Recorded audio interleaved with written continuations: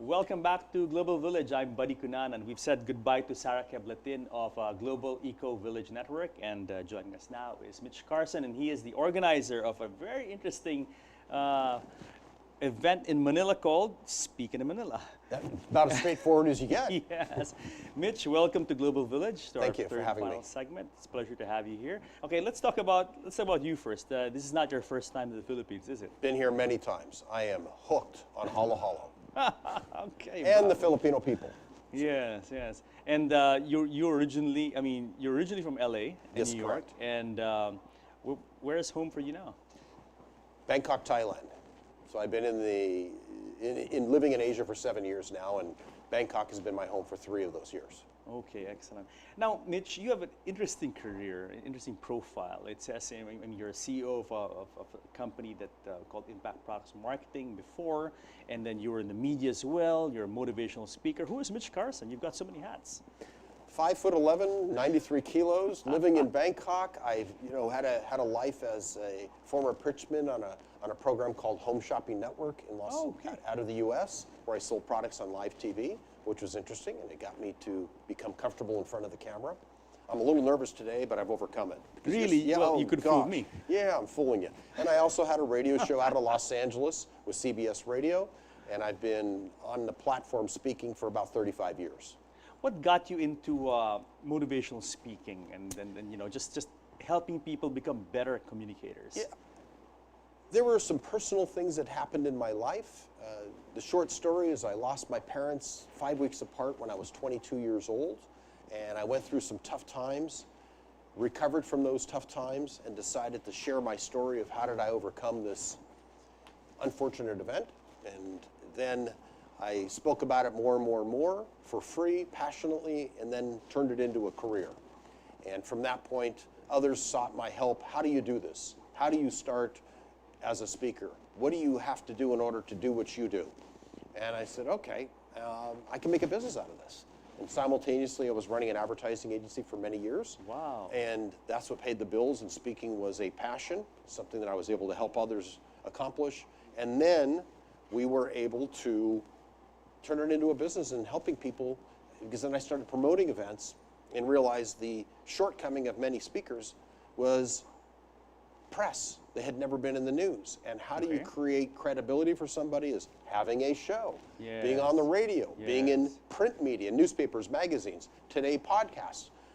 Lacking those provable assets, it was hard to get somebody booked, much less get the interest of the public. Who is this person? Have they written a book? Have they written a New York Times best-selling book? All of these are elements in order to elevate the status of somebody. Yes.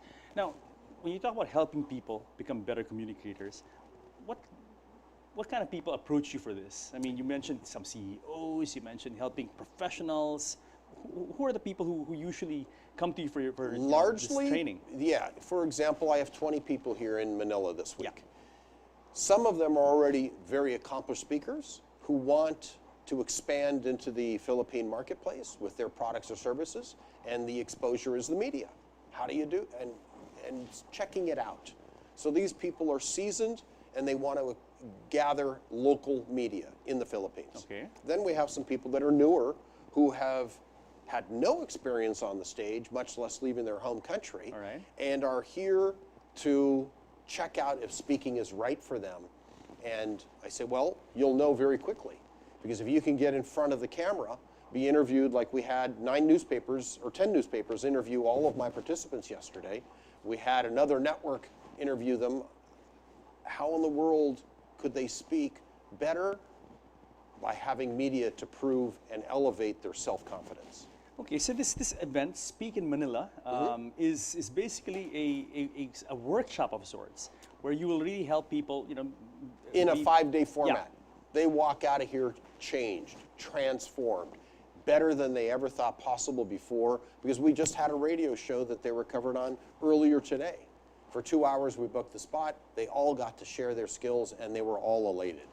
It works 100% of the time. Total transformation. How do you do it? I mean, I failed a lot until I got better. Yeah. And finding out what their core message is, because people say, well, I can talk about this, I can talk about that, I can talk about this. Talk about one, do it competently, and only discuss 3 elements. 3 is a maximum. A, B, C, 1, 2, 3, that's how the mind works. Very Pretty much interesting. like how we were taught to write an essay in school. Make the statement, hook the audience, 3 elements, recap it.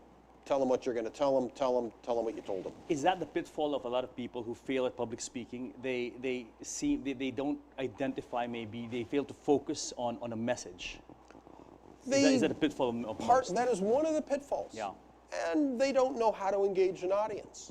They say, oh, I'm really nervous. They come out and start tapping the mic and say, can you hear me? Oh, is this on? Or clear their throat.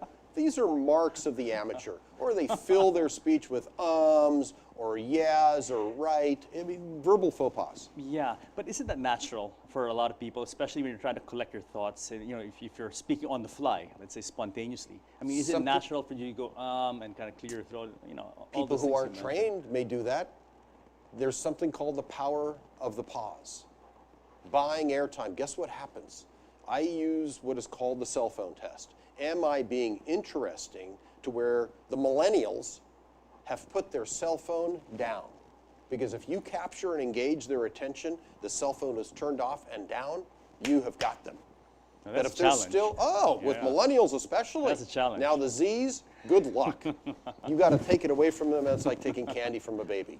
But if you can keep them engaged and their cell phones are off, you've hooked them. So the power of the pause is one of the techniques that I teach. Instead of ums and ahs, if you start out and say, it's really good to be here today, you have lost your listeners. Very nice. You don't need very to say nice. and ah. Amateur.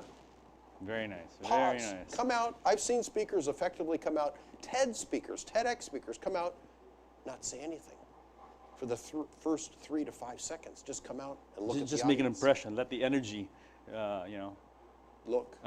Guess what happens to the cell phones? They're off because who is this? That's true, huh? I mean, Power of the pause. Yeah. Check it out. See in one of your segments, if you come out and say nothing, Well, maybe I'd lose my job. I don't know. I would challenge that potential belief.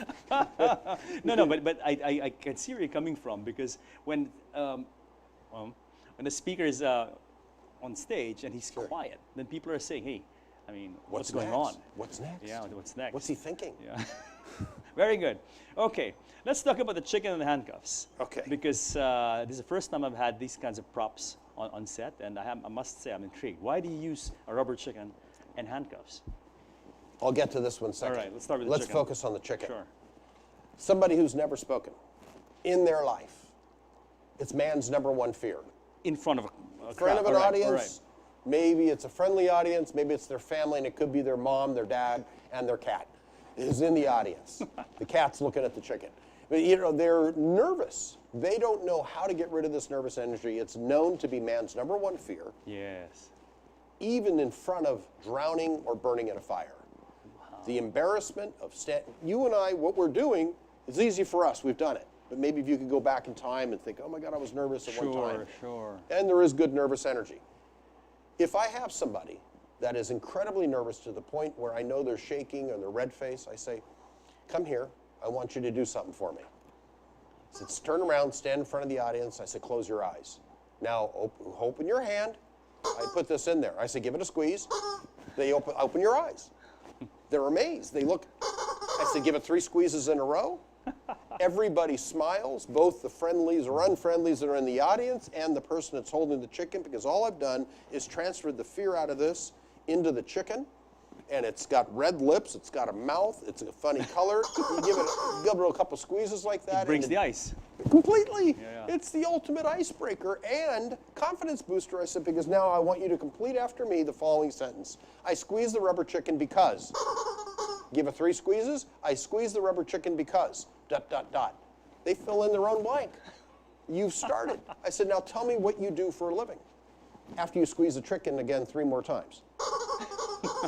They can't help it. And they do it. I'm loving this chicken. I mean, I Next should have time I one. see you, I'm going to bring you a rubber chicken. You can start out a segment squeezing the chicken. I should have one. See, I should have one. Yeah, it feels good, doesn't it? It is. Yeah, it's It's a tension reducer. therapeutic. It is Okay, therapeutic. let's talk about the handcuffs. Okay. This has a few potential meanings. Are you looking for financial freedom? If I were to take these out of the bag, Yeah. which we could do, and if I had some good scissors, oh, it's coming apart. So I take these out. Yeah. So these are better. I've got keys here, which could be another metaphor. But we've got handcuffs right here. And say, this is what it's like to have a job. You're just over broke, and you are manacled. How do you break free from being manacled and tied down to your job? You simply break free. You decide to believe in you and break free. Now, well, those are broken, clearly. yeah, they're broken now. I mean, they're made in China, but of quality. Yeah. I'm not surprised. Yeah, I mean, it says right there, made in Shanghai. I get you proper pair of handcuffs so you can break I those. understand. Probably not. I don't even want to envision that. Okay. I don't want to piss off anybody. Bravo, Mitch, Yeah. bravo. I mean, I So love. that's a I quick love- metaphor. Or Absolutely. if you get somebody Love that it. may come from the red light district, has a different meaning. All different ways of I using love these it, I as love it. metaphors. Very good. Very. Okay, let's talk about the event. Speak Yes. in Manila. When is it going to happen? The 19th in Ortigas at Discovery Suites, the 42nd floor. They got to Okay. take an elevator to the 41st and walk. They've got to be in shape. Go up one more floor by stairs, and we're down the hall, and we welcome people who want to be interested in meeting 20 international speakers. Very good. And the huh? price is great. It's called free. Even better. Even better. That's my favorite word in the English language, and it could be for our listeners. Yeah. Yeah. Okay, the 20 speakers that you've invited, Mm-hmm. what's their profile? We have somebody from Germany, his name is Matthias, who's known as the Green Man expert. He Oh, I know him. Yes. Yeah, Green Man, sure. Yeah, sure. Matthias Geller. He's a great guy, met him, invited him to come and speak and share his message. It's all about ecology, so he's one example. I have a former president of the National Speakers Association of Australia that talks about how to make networks and connections to people. Very good. I have another lady who's a parenting expert out of Malaysia, somebody that teaches you how to speak within 24 hours, 30% of the Mandarin language. She's out of Kuala Lumpur. I have another lady that is in network marketing. Then I have 6 people from Tokyo, who 4 of whom speak no English. They're there with translation. One is a sales expert out of Tokyo. Another 2 are in the category of teaching people how to get a rested night of sleep. Okay. Yeah, because some people suffer from Yes. sleep apnea, and Yeah, they no, cover definitely, that. definitely. So yeah, that's just a few examples. Well, it sounds like a big event. Congratulations in Thank you. advance for organizing this. Would you like to say something to the audience? Maybe invite them to come and visit? Yes, I would. If you want to get in touch with me, can I comment Sure, about that? definitely. Mitch Carson Official is my Facebook profile, the Mitch Carson Official. You can also go to speakinmanila.com and leave your information there. And Ortigas, Discovery Suites, 42nd floor, 9 to 3 on the 19th. And they will walk away from this Empowered. Exposed to international people, because we learn through the experiences of others. Bravo, bravo. When I left America, my eyes opened up, the blinders receded, and I got to see the world through a different light, because people who have traveled have truly experienced life. Definitely, it's the best school. Mitch, thank you so much for coming to the Well, show. thank you for having Pleasure me. to have you here. I wish I had you for longer, but maybe after your Just keep event. squeezing the chicken and Sure, I'll come back. Sure will. Thank you so sir. much. Thank you. Congratulations again, eh? Thank you. So guys, I hope you enjoyed our show today at Global Eco Village Network. And of course, Speak in Manila. Join us again next week here in Global Village and let us take you around the world. Till then, you all have a good evening.